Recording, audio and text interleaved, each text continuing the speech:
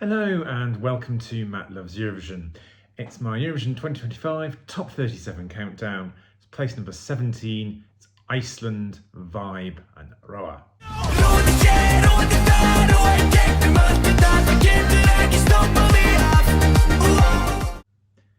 Please do click the subscribe button, ring that notification bell and like, share and comment below.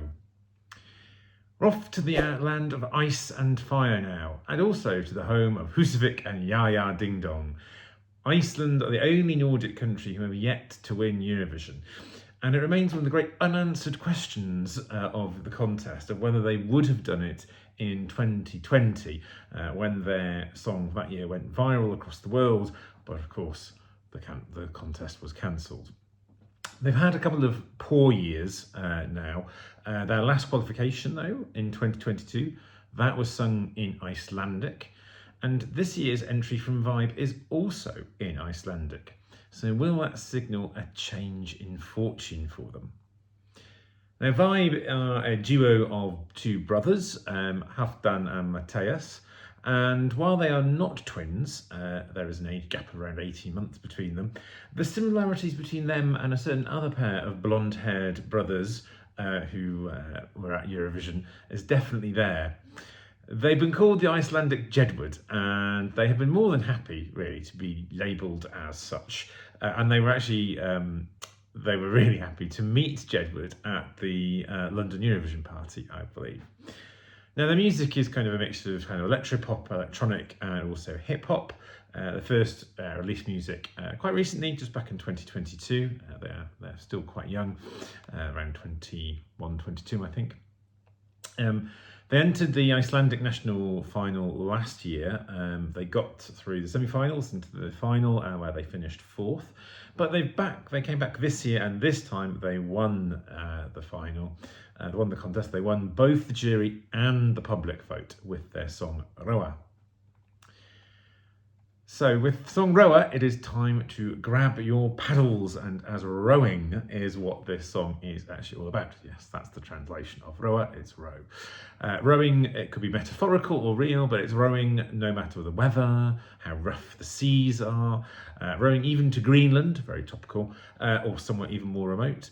And they even drop in a reference to the Icelandic TV presenter, also a former politician who is in the past and for many years had commentated on the contest for Icelandic TV. For some reason, when you put these lyrics into English, translate to English, it translates this type of TV presenter's name to Graham Norton, somewhat forgetting that those are two completely different people. The song is very, I think, representative of the type of genre that we would expect from them. It's kind of very up-tempo electronic pop, and with choruses very much into that hip-hop rap style. It's all in Icelandic, in the Icelandic language. And there's also plenty of underlying instrumentation in here that gives it a real Icelandic flavour.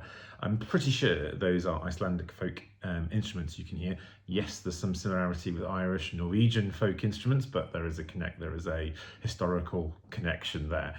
So I'm pretty sure these are Icelandic instruments that you can hear in the background. But I think that gives it a real feel of Iceland and the sea, and connects it with the lyrics of the song.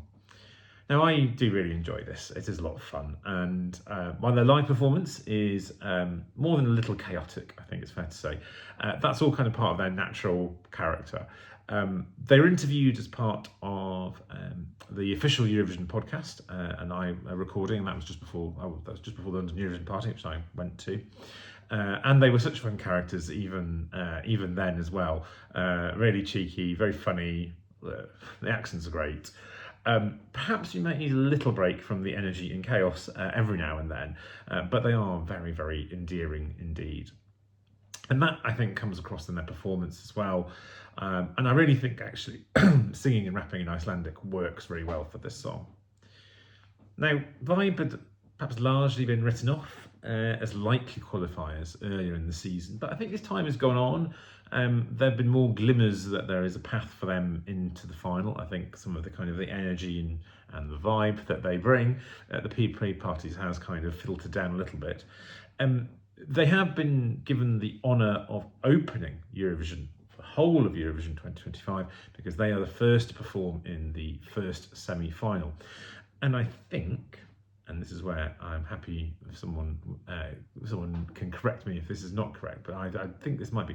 I think they are the first producer-chosen opener that is going to be singing not in English. Normally, when the producers decide the running order, which they have done since 2013, they have tended to put English language songs as the openings to the semi-finals, simply because they are probably the most accessible, because English is more broadly spoken than any of the other languages, and so that's why they want to kind of keep the appeal as broad as possible. So I'm really pleased actually to see something that isn't English opening a semi-final, opening all of Eurovision. So I hope it works for them. It doesn't necessarily mean a boost to qualification though. It's not got a great qualification record, that opening slot. It can be okay, but other times others might not get through. And also because it's coming right at the start, even though it's the opener, it can be forgotten by the time you get to the end of the songs. But I think it does give them a bit of a chance to stand out and make their mark. They've been doing okay in the Eurovision scoreboard app. Not high, but not right at the bottom either. Betting odds a little less optimistic when you look at for the semi-final. They're currently suggesting they won't qualify, and they're sort of down, rumbling around kind of 12th of 15 at the moment. But if you go back to the scoreboard app and look at their semi-final only ranking, it is a little bit closer. It's still in the 11th place. It's the same 5 that are non-qualifiers from the betting odds actually, but it gives them a little bit more chance. Now I say the odds may be against them, but I think they're going to have, or they are, going to have a whale of a time in the process, whatever happens. And they've already been having a complete blast at the pre-parties. And so I wish them all the best of luck. Now, as usual, you can read this on my website as well, www.mattloveseurovision.com. Do let me know what you think of the song and if you enjoy it, etc. And join me again soon as we carry on with the countdown. Take care for now.